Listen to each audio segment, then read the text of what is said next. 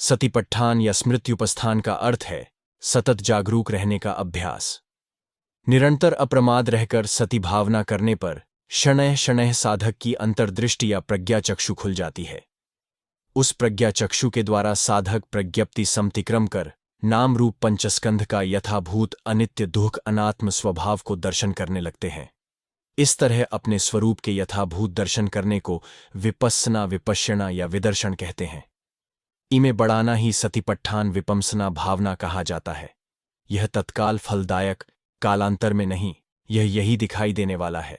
यह भावना निर्वाण तक पहुंचाने वाला है और साधक इसे अभ्यास कर यही निर्वाणिक शांति स्वयं प्रत्यक्ष उपलब्धि कर सकते हैं। सतिपट्ठान विपम्सना भावना की आधारशिला है सूत्र पिटक के अंतर्गत दीघनिकाय का महासतिपट्ठान सूत्र, जो शांति प्रार्थी जिज्ञासु साधकों के लिए अत्यंत ही महत्वपूर्ण है।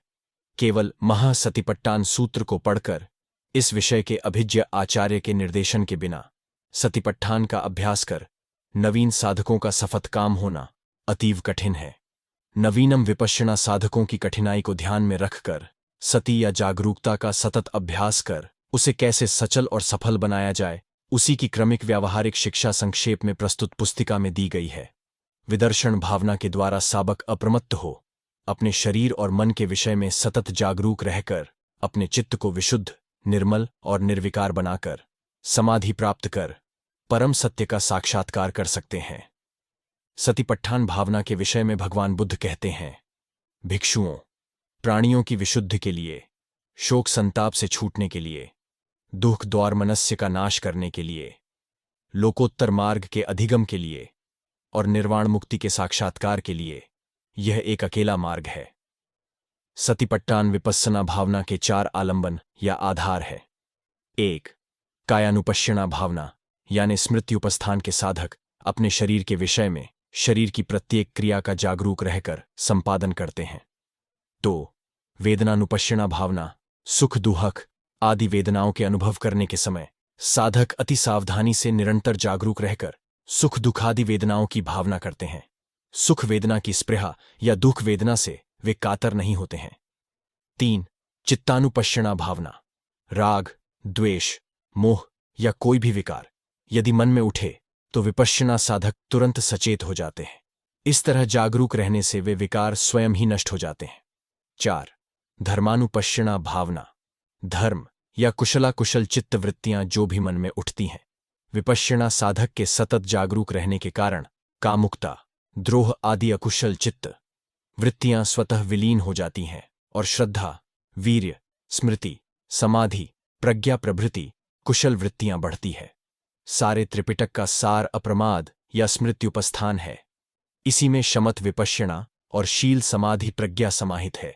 इसलिए अंतिम शैया पर लेटे भगवान बुद्ध ने अपने शिष्यों को सारे संस्कार नश्वर है, अप्रमाद के साथ इस धर्म का संपादन करो कहकर अंतिम उपदेश दिया था। अपमादम अमतम पदम, अप्रमाद अमृत पद है। द्वितीय महासमर के बाद से भारत के पड़ोसी देश ब्रह्मदेश में सतिपट्ठान विपस्सना भावना का काफी प्रचार और प्रसार हुआ है।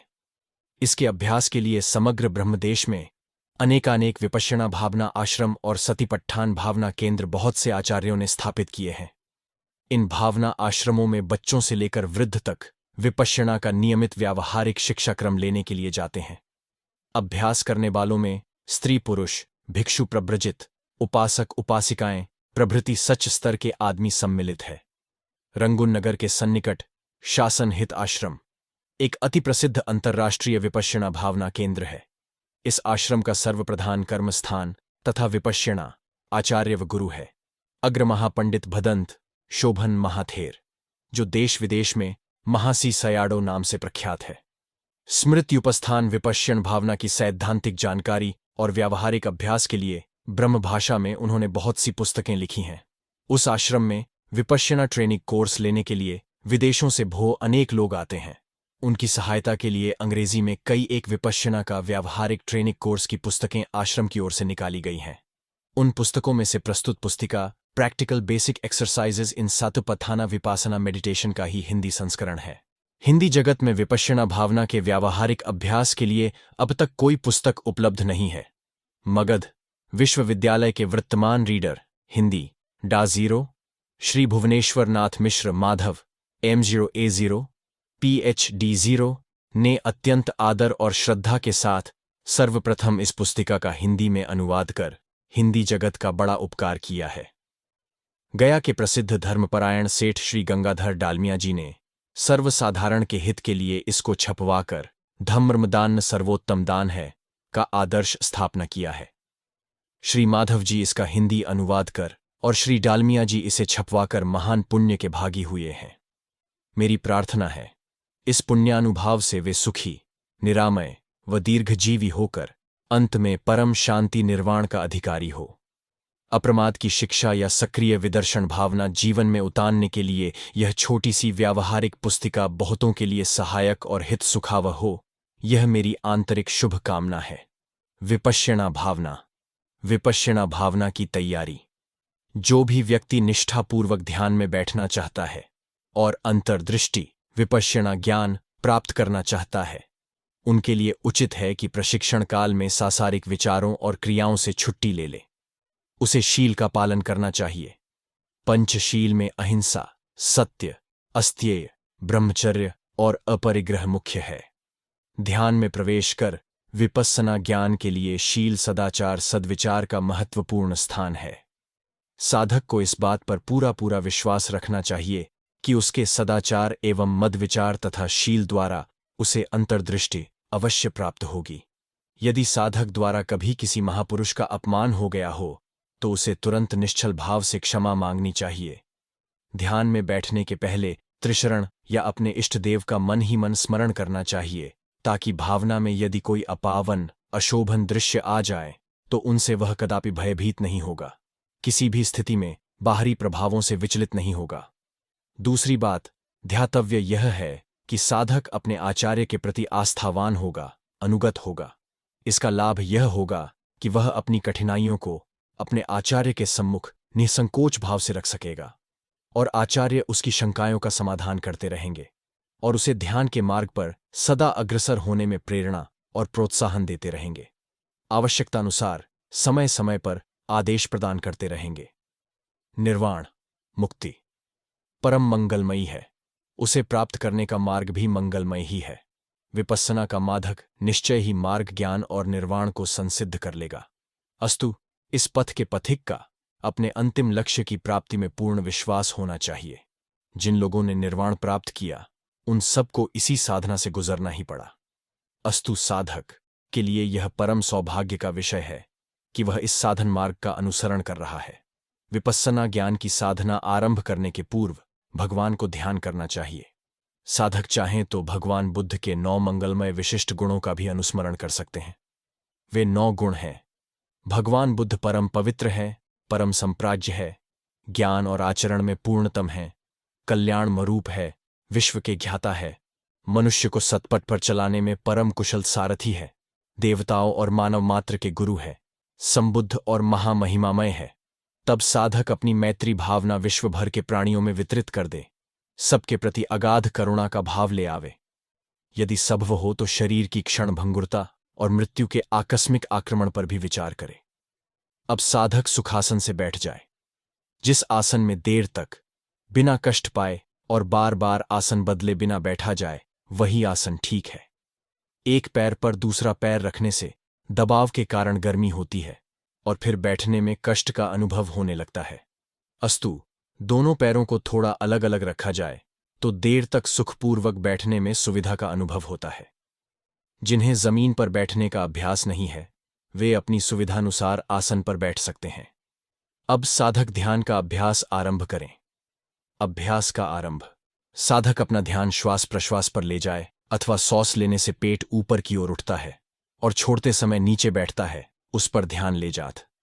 यदि आरंभ में उठने और गिरने की क्रिया का ठीक ठीक यथावत आभास न मिल सके तो पेट पर एक हाथ या दोनों हाथ रख देने से वह क्रिया स्पष्ट हो जाएगी कि सांस लेने से पेट उठता और सांस छोड़ देने से पेट गिरता है।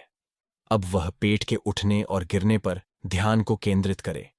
साधक के लिए ध्यान में सति, स्मृति, समाधि और ज्ञान को उद्बुद्ध करने के लिए यह अत्यंत सरल और परम सहायक क्रिया है। जैसे अभ्यास बढ़ता जाएगा, श्वास प्रश्वास के आने जाने अथवा पेट के उठने गिरने का आभास सहज होता जाएगा। विपस्सना अंतर्दृष्टि का अभ्यास जैसे जैसे बढ़ता जाएगा, साधक अपने छहों इंद्रिय द्वारों पर न एम रूप के बार बार उत्पत्ति विलय को ठीक ठीक पकड़ सकेगा। आरंभ में साधक के लिए, जिसकी सति और समाधि अभी अपरिपक्व है, नाम और रूप के प्रत्येक उदय व्यय को ज्यों का त्यों और ठीक तत्काल ही तत्काल पकड़ पाना कठिन प्रतीत होगा। आरंभ में तो वह समझ ही नहीं पाएगा कि छहों इंद्रिय द्वारों पर सजग और सावधान रहकर, अप्रमत्त रहकर नाम और रूप को कैसे पकड़ा जाए।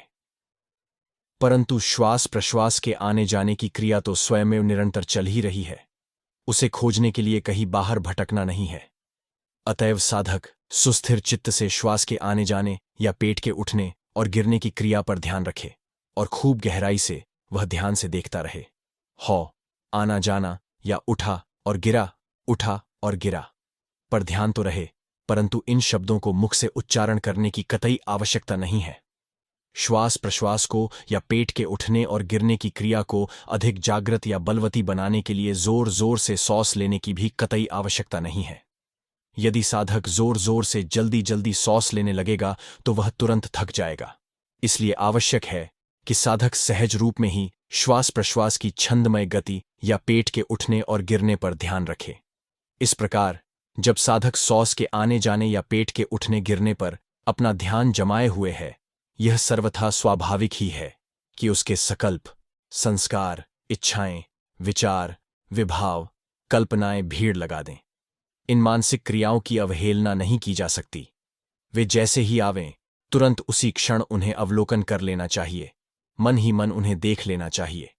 बस देखने मात्र से वे ढह या गल जाएंगी, बशर्ते कि साधक उनमें उलझे नहीं। सतत जागरूकता और सावधानी ही इस साधना का प्राण है। उदाहरणार्थ, मान लीजिए कि आप भावना में बैठे हुए हैं और सांस के आने जाने या पेट के उठने गिरने पर ध्यान लगाए हुए हैं। उसी समय कोई कल्पना आई, तत्काल मन ही मन कल्पना आई, कल्पना आई।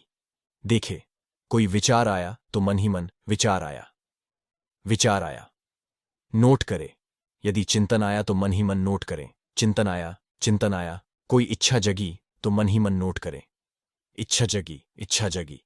किसी प्रश्न की गुत्थी में समझ आते हुए समझ आई, समझ आई। मन ही मन अवलोकन करे, उनमें उलझे नहीं। मैं विचार कर रहा हूं, मैं कल्पना कर रहा हूं, मैं इच्छा कर रहा हूं, ऐसा नहीं। उसमें अपने मैं को मत सानिए। मेरी कल्पना, मेरा विचार, मेरी इच्छा, मेरी समझ, ऐसा भी नहीं। मैं और मेरा इस प्रक्रिया में उलझे नहीं, फेन से नहीं। कल्पना, इच्छा, संकल्प को आने को नोट करते रहें या गलकर स्वयं में गायब तटस्थ होकर आने वाले विचार देखते रहें, और मन ही मन उनके नोट करते ही वे या तो ढहकर हो जाएंगे और आप अपने साधन पथ पर निश्चिंत, निरापद, बेखटके बढ़ते जाएंगे।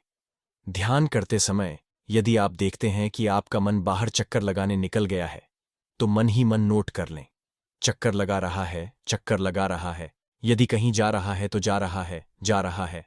पहुंच रहा है तो नोट कीजिए, पहुंच रहा है, पहुंच रहा है। किसी व्यक्ति से मिल रहा है तो मिल रहा है, मिल रहा है। उससे बातें कर रहा है तो बोल रहा है, बोल रहा है। बहस कर रहा है तो बहस कर रहा है, बहस कर रहा है। यदि ध्यान में कोई दृश्य, कोई ज्योति, कोई रंग दिखाई पड़े तो दिख रहा है, दिख रहा है। ऐसे मानसिक दृश्यों को तब तक बार बार मन ही मन देखते रहें जब तक कि वह बिला न जाए। उनके बिला जाने पर फिर सांसों के आने जाने या पेट के उठने गिरने पर ध्यान को केंद्रित कर दिया जाए। कहीं से लौटकर फिर यहीं आ जाना है, क्योंकि यही वह खूंटी है जिससे मन बंधा हुआ है। इस प्रक्रिया में प्रायः मुंह में राल भर जाता है। यदि उसे निगल जाने की इच्छा हुई तो नोट करें, इच्छा हो रही है, इच्छा हो रही है। यदि निगल जाए तो निगल रहा हूं, निगल रहा हूं। यदि थूक देने का विचार आया तो थूक रहा हूं, थूक रहा हूं। और तब फिर सांस के आने जाने या पेट के उठने गिरने पर ध्यान चला जाए। यदि गर्दन झुकाने की इच्छा हो तो इच्छा हुई, इच्छा हुई। सुकाया तो झुकाया, झुकाया। यदि गर्दन सीधी करने की इच्छा हुई तो इच्छा हुई, इच्छा हुई। गर्दन सीधी कर ली तो सीधी हुई, सीधी हुई। झुकाने और सीधा करने की क्रिया बहुत धीरे धीरे होनी चाहिए। फिर तुरंत अपने आप मन सांस के आने जाने या पेट के उठने गिरने पर ध्यानस्थ हो जाए। चूंकि साधक को एक ही आसन से देर तक ध्यान में बैठना होता है, यह बहुत स्वाभाविकतया संभव है कि वह अपने शरीर में थकान का या अंगों में कड़ापन, स्टिफनेस का अनुभव करे। ऐसो अवस्था में जहां थकान का बोध हो रहा है, वहां ध्यान ले जाकर थका, थका या कड़ा, कड़ा का ध्यान करे। स्वाभाविक रूप में, न तो बहुत धीरे धीरे न झटके में। ऐसा करते ही थकान या कड़ापन का भाव स्वयं धीरे धीरे गायब हो जाएगा। ऐसा भी हो सकता है कि वह थकान या कड़ापन बढ़ जाए और यहां तक बढ़ जाए कि असह्य हो जाए। ऐसी अवस्था में साधक चाहने लगता है कि आसन बदल दिया जाए, और तब उसे मन ही मन अवलोकन करना चाहिए, चाह रहा हूं, चाह रहा हूं, और तब अपना आसन धीरे धीरे साथ ही प्रत्येक स्थिति का क्रमशः अवलोकन करते हुए शणैः शणैः बदलना चाहिए। उदाहरणार्थ, यदि हाथ उठाना चाहता है तो मन ही मन नोट करे, चाहता हूं, चाहता हूं, उठाए तो उठा रहा हूं, उठा रहा हूं, फैलावे तो फैला रहा हूं, फैला रहा हूं, झुकाए या मोड़े तो मोड़ रहा हूं, मोड़ रहा हूं, गिराए तो गिरा रहा हूं, गिरा रहा हूं, पृथ्वी को स्पर्श करने लगे तो छू रहा है, छू रहा है। ऊपर बताए सारे कार्य बहुत ही धीरे धीरे प्रत्येक स्थिति की बारीक से बारीक बात का अवलोकन करते हुए करना चाहिए। अब साधक जब अपना आसन बदलकर सुस्थिर बैठ गया है तो पुण्य सौस के आने जाने या पेट के उठने गिरने पर अपना ध्यान जमा दे। यदि उसके शरीर में कहीं गर्मी का बोध हो रहा हो तो उस स्थान पर गरम, गरम का ध्यान करते ही गर्मी समाप्त हो जाएगी। यदि शरीर के किसी भाग में खुजली उठ रही है तो उस स्थान विशेष पर मन को टिकाकर खुजला रहा है का ध्यान करे, न तो बहुत धीरे धीरे न बहुत जल्दी जल्दी। यदि वैसा करते खुजली अपने आप मिट जाए तो साधक पुनः सांस के आने जाने या पेट के उठने गिरने पर अपना ध्यान टिका दे। यदि साधक ऐसा अनुभव करे कि खुजली जा नहीं रही है बल्कि बढ़ती ही जा रही है और असह्य हो रही है और वह उसे खुजलाना ही चाहता है, तो उसे अपनी इस इच्छा का अवलोकन करे, बाहता हूं, चाहता हूं, और बहुत धीरे धीरे अपना हाथ उठाकर उस स्थान को खुजला ले, परंतु प्रत्येक स्थिति का सावधानी के साथ अवलोकन करता जाए। जैसे उठा रहा हूं, उठा रहा हूं, छू रहा हूं, छू रहा हूं, खुजला रहा हूं, खुजला रहा हूं, और अब हाथ हटा लेना है तो फिर प्रत्येक स्थिति का सावधानी के साथ नोट करते हुए ही हाथ हटा लें। फिर सॉस के आने जाने उठने गिरने पर ध्यान केंद्रित कर लें, या पेट के भावना के समय यदि शरीर के किसी भाग में दर्द का अनुभव हो रहा हो तो मन को उस स्थान विशेष में टिकाकर दर्द हो रहा है, दर्द हो रहा है, पीड़ा हो रही है, पीड़ा हो रही है, कष्ट हो रहा है, कष्ट हो रहा है का अवलोकन करे। इसी प्रकार यदि थकान अनुभव कर रहा है तो थका, थका, सिर में चक्कर आ रहा है तो चक्कर आ रहा है, चक्कर आ रहा है। ऐसा करते ही साधक यह देखेगा कि दर्द या पीड़ा या थकान या सिर का चक्कर सब गायब हो गया है। ऐसा भी हो सकता है कि दर्द बढ़ जाए तो साधक धैर्य के साथ उसे अवलोकन करता रहे, घबराए नहीं। यदि वह थोड़ी देर अपनी भावना को बनाए रहा तो दर्द अवश्य मिट जाएगा, परंतु फिर भी यदि दर्द नहीं जा रहा है और असह्य हो रहा है तो वहां से ध्यान हटाकर वह श्वास प्रश्वास के आने जाने या पेट के उठने बैठने पर अपना ध्यान जमा दे। कभी कभी समाधि में थोड़ी प्रगति होने के बाद साधक यह अनुभव करता है कि असह्य पीड़ा होने लगी है, या ऐसा लगता है जैसे दम घुट रहा हो, या कोई छुरी चुभ हो रहा है, या सुई चुभ हो रहा है, या उसके शरीर पर छोटे छोटे कई कीड़े घूम रहे हैं। कभी कभी जोर की खुजलाहट होगी, घोर सर्दी या भयंकर गर्मी का बोध होगा।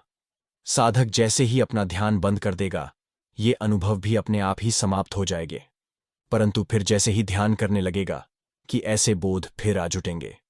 सच तो यह है कि ये कष्ट बोध न तो कुछ भी महत्वपूर्ण होते हैं और न कोई बीमारी ही है, ये तो शरीर में पहले ही से विद्यमान रहते हैं, परंतु चूंकि हम कई और भी महत्वपूर्ण कार्यों में संलग्न होते हैं, ये छोटे छोटे दोष छिपे पड़े रहते हैं। ध्यान के समय ये जाग उठते हैं क्योंकि मन की शक्ति प्रबल हो जाती है और इसीलिए साधक उन्हें जान पाता है और पकड़ पाता है और उन पर विजय पाने की स्थिति में है। यदि साधक अपने ध्यान में संलग्न रहे तो वह निश्चय ही इन अप्रिय बोधों पर विजयी होगा और तब फिर उस पर ये हावी नहीं होने पाएंगे। यदि साधक अपने शरीर को भुलाना चाहता है तो पहले चाहता हूं और फिर दोलायित होते समय डोल रहा है कि भावना करे। कभी कभी ऐसा भी हो सकता है कि साधक जब भावना में बैठा हुआ है तो उसका शरीर स्वयं दाएं बाएं या आगे पीछे दोलायित होने लगे, इससे उसे उद्विग्न या चिंतित नहीं होना चाहिए, और न तो इससे उसे प्रसन्न ही होना चाहिए या चाहना चाहिए कि यह होता रहे। उसे स्मरण रखना चाहिए कि इस 2 लाइन पर ध्यान जाते ही यह स्वतः बंद हो जाएगा। उसे ऐसी स्थिति में मन ही मन डोल रहा है अवलोकन करना चाहिए, न तो बहुत धीरे धीरे न बहुत जल्दी जल्दी, और वह देखेगा कि कुछ देर बाद यह 2 लाइन अपने आप समाप्त हो जाएगा। यदि फिर भी 2 लाइन समाप्त न होकर और तेजी पकड़ ले तो साधक को चाहिए कि किसी दीवाल से पीठ टिका ले या अपने बिस्तर पर लेट जाए और फिर अपने ध्यान में संलग्न हो जाए। शरीर में यदि केनपकपी या थरथराहट हो जाए तब भी इसी प्रक्रिया का आधार लेना चाहिए। ध्यान जैसे जैसे प्रगाढ़ होता जाएगा तो कभी कभी गुदगुदी का अनुभव करेगा, या रीढ़ के भीतर से या सारे शरीर में एक शीतल धारा के प्रवाह का अनुभव करेगा। यह और कुछ नहीं, प्रीति का प्रवाह है जो ध्यान की सफल प्रगति में होता ही है। साधक जब ध्यान में बैठा होगा तो रचमात्र की हल्की आवाज से भी वह चमत्कृत हो जाएगा है कि अब साधक फस्सो स्पर्शानुभूति का रहेगा। यदि ध्यान में शरीर की स्थिति इसका कारण यह विशेष अनुभव करता बदलने की इच्छा हो तो बदलने की प्रत्येक अवस्था को वह मन ही मन देखता जाए और धीरे धीरे सारी प्रक्रिया के एक एक तफसील या ब्यौरे को अवलोकन करता हुआ शरीर के अंगों को सुविधानुसार यथारुचि बदल ले। यह बहुत ही धीरे धीरे होना चाहिए ताकि ध्यान में उस कारण किसी प्रकार का विघ्न या विक्षेप न आवे। ध्यान के समय यदि प्यास का अनुभव होने लगे तो साधक नोट करे, प्यास लगी है, प्यास लगी है। अब वह यदि खड़ा होना चाहता है तो चाहता हूं। तब खड़ा होने की प्रत्येक क्रिया के एक एक ब्यौरे को वह नोट करता जाए और खड़ा हो रहा हूं की भावना करता रहे। खड़े होकर जब वह सामने देखने लगे तो देख रहा हूं को मन ही मन नोट करे। और अब यदि वह आगे चलना चाहता है तो पहले चाहता हूं और आगे बढ़े तो चल रहा हूं, और प्रत्येक कदम कदम पर चलने की क्रिया को नोट करता जाए। चलते समय चलने की प्रत्येक क्रिया को भली भांति नोट करता रहे। उठा रहा हूं, रख रहा हूं, और तब फिर उठा रहा हूं, आगे बढ़ा रहा हूं और रख रहा हूं, अथवा उठा, चला, रखा। अब जब वह पानी के बड़े को या नल को देखे तो भावना करे, देख रहा हूं, रुक जाए तो रुक गया, हाथ फैलाए तो फैला रहा हूं, ग्लास या कप छू लिया तो छू लिया, पानी में ग्लास को डुबाया या पानी उसमें डाला तो डुबा रहा हूं, ढाल रहा हूं। जब हाथ ग्लास को ओठों के पास ले आवे तो ला रहा हूं। जब ग्लास अधरों को छूने लगे तो छू रहा है। पानी का स्पर्श पाकर जब शीतलता का अनुभव करे तो ठंडा। जब पानी पीने लगे तो पी रहा हूं। ग्लास रखने लगे तो रख रहा हूं। हाथ हटाने लगे तो हटा रहा हूं। शरीर का कोई अंग छू जाए तो छू रहा हूं। और अब पानी पीकर जब लौटने की इच्छा हो तो इच्छा हो रही है, और ध्यान के स्थान को जा रहा है तो जा रहा हूं। अपने स्थान पर पहुंचकर ठहर जाए तो ठहर गया। और यदि वहां कुछ देर खड़े रहना चाहे तो सॉस के आने जाने या पेट के उठने गिरने पर ध्यान जमा ले। अब यदि वह बैठ जाना चाहे तो चाहता बैठने के स्थान तक जा रहा है तो जा रहा है। पहुंच जाए तो पहुंच गया। बैठने के पहले बैठने की इच्छा को नोट करे, चाहता हूं, फिर बैठ रहा हूं। अब धीरे धीरे बैठने की सारी प्रक्रिया को नोट करते हुए बैठ जाए। हाथ पैर को अपनी अपनी जगह लाने की प्रत्येक प्रक्रिया को सावधानी से भली भांति नोट करता जाए। बैठ जाने पर अब वह सांस के आने जाने या पेट के उठने गिरने पर ध्यान जमा ले। साधक जब लेटना चाहे तो चाहता हूं की भावना करे और लेटने तक की प्रक्रिया के एक एक ब्यौरे या तफसील पर ध्यान रखे, जैसे उठा रहा हूं, पैरों को फैला रहा हूं, झुक रहा हूं आदि। लेट जाए तो लेट रहा हूं, तकिए से सिर छू जाए तो छू रहा है, बू रहा है। फिर शरीर के एक एक अंग को लेटने की स्थिति में यथास्थान रखते हुए उस पर ध्यान रखे। ये सारे कार्य धीरे धीरे होने चाहिए, और पूरी तरह लेट जाए तो फिर सॉस के आने जाने या पेट के उठने गिरने पर ध्यान टिका देना चाहिए। यदि लेटे लेटे साधक दर्द का अनुभव करे, थका अनुभव करे, गर्मी का अनुभव करे, या खुजलाहट का अनुभव करे तो इनमें से एक एक की स्थिति को मन ही मन नोट करे।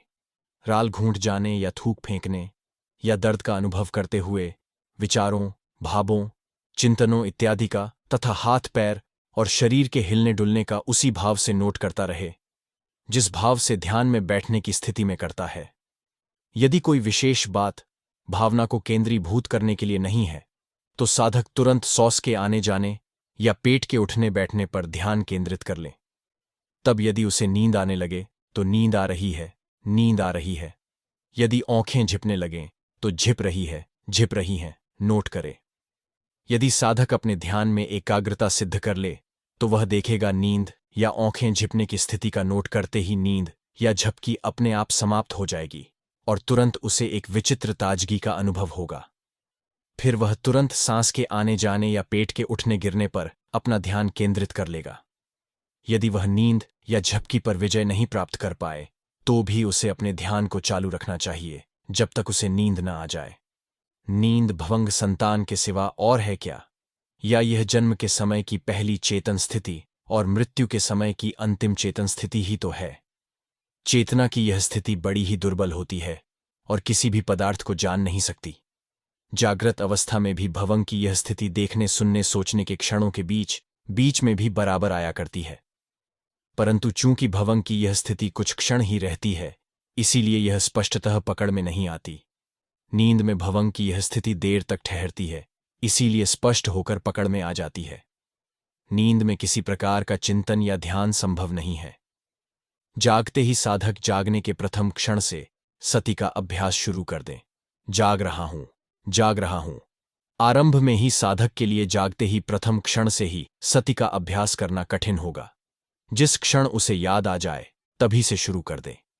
उदाहरण के लिए जिस क्षण उसे चिंतन का ध्यान आए, चिंतन कर रहा हूं, चिंतन कर रहा हूं, और फिर वह सॉस आने जाने या पेट के उठने गिरने पर ध्यान टिका दे।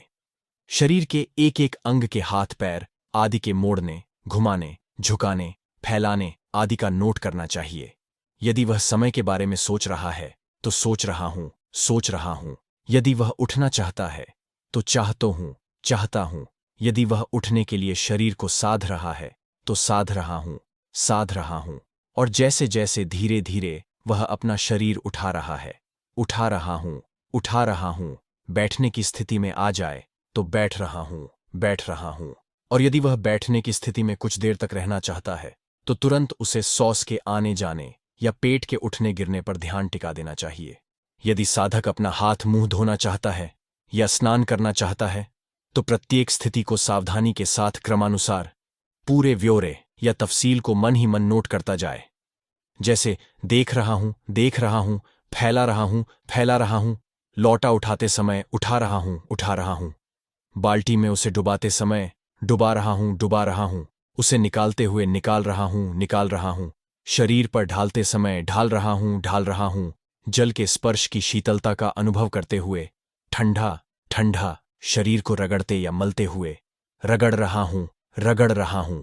इसी प्रकार प्रत्येक क्रिया की एक एक बात को मन ही मन नोट करता जाए।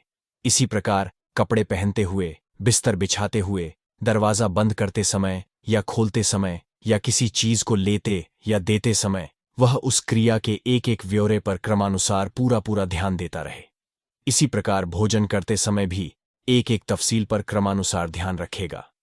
जैसे जब वह भोजन की ओर देखे तो देख रहा हूं, देख रहा हूं।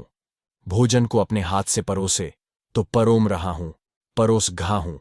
भोजन जब हाथ से मुंह तक पहुंचे तो पहुंच रहा है, पहुंच है। ओजन के लिए जब गर्दन झुके तो झुक रहा है, झुक रहा है। जब भोजन का कौर ओठों को छल्ले तो छू रहा है, छू रहा है। जब कौर मुंह में आ गया तो आ गया है, आ गया है। भोजन को चबाने के लिए जब मुंह को बंद करे तो बंद है, बद है। जब हाथ पुनः थाली की ओर जाए तो जा रहा है, जा रहा है। हाथ थाली को छुए तो छू रहा है, छू रहा है। गर्दन को सीधी करे तो सीधा कर रहा हूं, सीधा कर रहा हूं। चबाने लगे तो चबा रहा हूं, चबा रहा हूं। स्वाद को जाने तो जान रहा हूं, जान रहा हूं। भोजन को निगलने लगे तो निगल रहा हूं, निगल रहा हूं। भोजन अंदर जाते हुए आंतों को छुए तो छू रहा है, छू रहा है। इस प्रकार प्रत्येक कौर के साथ वह प्रत्येक क्रिया को नोट करता जाए जब तक वह पूरा भोजन न कर ले। आरंभ में कई छूट हो जाएगी, परंतु साधक को इससे विचलित नहीं होना चाहिए। उसे अपने उद्देश्य की संसिद्धि में इस अभ्यास में पूर्णतः तत्पर रहना चाहिए। जैसे जैसे अभ्यास बढ़ता जाएगा, छूट कम होती जाएगी और आगे बढ़ने पर तो जिन ब्यौरों की चर्चा ऊपर की गई है उससे भी अधिक विस्तार में वह ब्यौरे को नोट करता जाएगा। ध्यान में प्रगति। एक दिन और एक गत इस अभ्यास को कर लेने के अनंतर साधक यह अनुभव करेगा कि उसका ध्यान विशेष प्रगाढ़ और सघन होता जा रहा है और वह सॉस के आने जाने या पेट के उठने गिरने पर अपना ध्यान आसानी से केंद्रित किए रह सकता है। यदि वह बैठने की स्थिति में है तो पेट के उठने गिरने और अपने बैठने को भी मन ही मन नोट करता जाए। उठा, गिरा, बैठा, उठा, गिरा, बैठा। यदि वह लेटे हुए है तो मन ही मन नोट करे, उठा, गिरा, सोया, उठा, गिरा, सोया। यदि वह इन 3 बिंदुओं पर एक साथ मन को एकाग्र करने में कठिनाई का अनुभव करता है तो सांस के आने जाने या पेट के उठने गिरने पर ही ध्यान टिकाए। जब साधक अपने शरीर की किसी क्रिया की तफसील पर ध्यान लगाए हुए है तो उसे सुनने या देखने की क्रिया में संलग्न नहीं होना है। सॉस के आने जाने या पेट के उठने गिरने पर ध्यान जब है और उसी समय कहीं कोई दृश्य देखने की ओर दृष्टि चली गई तो तुरंत नोट करना चाहिए, देख रहा हूं, देख रहा हूं, और फिर उसे सॉस के आने जाने या पेट के उठने गिरने पर ध्यान टिका देना चाहिए। यदि कोई व्यक्ति उसके दृष्टिपट में आ जाए तो देख रहा हूं को 2-3 बार नोट कर ले, फिर सॉस के आने जाने या पेट के उठने गिरने पर ध्यान टिका ले। यदि कोई ध्वनि या शब्द सुनाई दे तो सुन रहा हूं को 2-3 बार नोट कर ले और तब सॉस के आने जाने या पेट के उठने गिरने पर ध्यान टिका ले। यदि जोर की ध्वनि जैसे कुत्ते के भूखने, जोर जोर से बोलने, जोर जोर से गाने की ध्वनि सुनता है तो सुन रहा हूं 2 या 3 बार नोट कर ले और तब अपने ध्यान को सॉस के आने जाने या पेट के उठने गिरने पर जमा ले। यदि वह उन शब्दों के सुनने में लग जाएगा तो संभव है कि उन वस्तुओं में उलझ जाए और तब फिर सॉस के आने जाने या पेट के उठने गिरने पर उसका ध्यान न जम सके। इसी प्रकार क्लेशों, मन को क्षुब्ध करने वाले विकार जन्मते और बढ़ते हैं। यदि ऐसे विचार आवें तो वह तुरंत 2-3 बार नोट करे और विचार कर रहा है और फिर सांस के आने जाने या पेट के उठने गिरने पर ध्यान टिकाए। यदि शरीर के हिलने डुलने की किसी क्रिया को नोट करने में भूल हो जाए तो भूल गया मन ही मन नोट करे और तब अपने नियमित ध्यान में संलग्न हो जाए। कभी कभी ध्यान की प्रगाढ़ावस्था में यह अनुभव करेगा कि सॉस की गति धीमी हो गई है और पेट के उठने गिरने की गति भी पकड़ में नहीं आ रही है। ऐसी अवस्था में यदि वह बैठा हुआ है तो उसे बैठा हूं छू रहा हूं पर ध्यान टिकाना चाहिए, या यदि लेटा हुआ है तो लेटा हुआ है छू रहा हूं पर ध्यान लगाना चाहिए। छू रहा है का ध्यान करते समय किसी स्थान विशेष का ध्यान न कर विभिन्न भागों का स्थानों का ध्यान अपेक्षित है। कम से कम 3 या 4 स्थान तो होने ही चाहिए। इस प्रशिक्षण में कुछ समय लगा चुकने पर साधक के मन में ऐसा भाव उठ सकता है कि यथेष्ट उन्नति नहीं हो रही है और उसे सुस्ती का भाव आ सकता है। ऐसे समय सुस्ती की भावना करे। इतना ही नहीं, सति, स्मृति, समाधि और ज्ञान अंतर्दृष्टि में पर्याप्त उन्नति उपलब्ध करने के पूर्व साधक के मन में इस प्रशिक्षण की उपयोगिता और सच्चाई के बारे में भी संदेह उठ सकता है। ऐसी स्थिति में वह मन ही मन भावना करे, संदेहमय। कभी कभी वह उत्तम परिणाम की आशा अपेक्षा भी करेगा। ऐसे समय आशा कर रहा हूं की भावना करे। कभी कभी वह अपने प्रशिक्षण की संपूर्ण प्रक्रिया को याद करने की चेष्टा करेगा। ऐसे समय स्मरण कर रहा हूं या सोच रहा हूं की भावना करे। कभी कभी वह सोचने लगेगा कि उसके ध्यान का विषय नाम है या रूप। ऐसे समय में मन ही मन भावना करे, जांच रहा हूं। कभी कभी वह अपनी साधना से ऊब कर उदास हो जाएगा। ऐसे अवसर पर उदास की भावना करे। कभी कभी अपनी साधना की सफलता पर उसे हर्ष और प्रसन्नता का अनुभव होगा। ऐसे अवसर पर प्रसन्न की भावना करे। सारांश कि साधक अपने मन की प्रत्येक अवस्था को सावधानी के साथ देखता रहे और एक एक को नोट करता रहे, फिर सॉस के आने जाने या पेट के उठने गिरने पर ध्यान टिका ले। प्रातः जागने से रात के सोने के समय तक साधना का समय है। इस प्रकार साधक जब तक जागता रहे पूर्णतः सावधान और प्रमाद रहित रहे। इसमें किसी प्रकार की शिथिलता न आने पावे। साधना के परिपक्व हो जाने पर साधक यह स्वयं अनुभव करेगा कि उसे अब नींद की जरूरत नहीं है और वह रात दिन लगातार साधना करता रहेगा, अविच्छिन्न और अखंड भाव से। भले या बुरे जैसे भी विचार मन में उठ, साधक प्रत्येक मन स्थिति को अच्छी तरह परखे और उसे मन ही मन अवलोकन करे। शरीर की जो भी क्रिया हो, हल्की या बड़ी, साधक प्रत्येक क्रिया को मन ही मन अवश्य अप्रमादी बनकर नोट करता जाए। सुखद या दुखद मन की जो भी तरंगें हों, साधक उसे अत्यंत सावधानी के साथ नोट करता रहे। यदि कोई खास बात सोचने को न हो तो साधक सॉस के आने जाने या पेट के उठने गिरने पर ध्यान टिका दे। यदि किसी काम से उसे बाहर जाना है तो साधक कदम कदम पर जा रहा हूं की भावना करे। टहलने का व्यायाम करते समय साधक प्रत्येक कदम पर 3 प्रकार से भावना करे: उठाया, बढ़ाया, गिराया। साधक इस प्रकार अहोरात्र साधना में लगा रहे तो उसका ध्यान इतना जागृत, प्रखर और प्रगाढ़ हो जाएगा कि उदय व्यय नामक विपश्यना की चतुर्थ ज्ञान को उपलब्धि तुरंत हो जाएगी और विपस्सना ज्ञान की परम और चरम अवस्था की भी उपलब्धि हो जाएगी।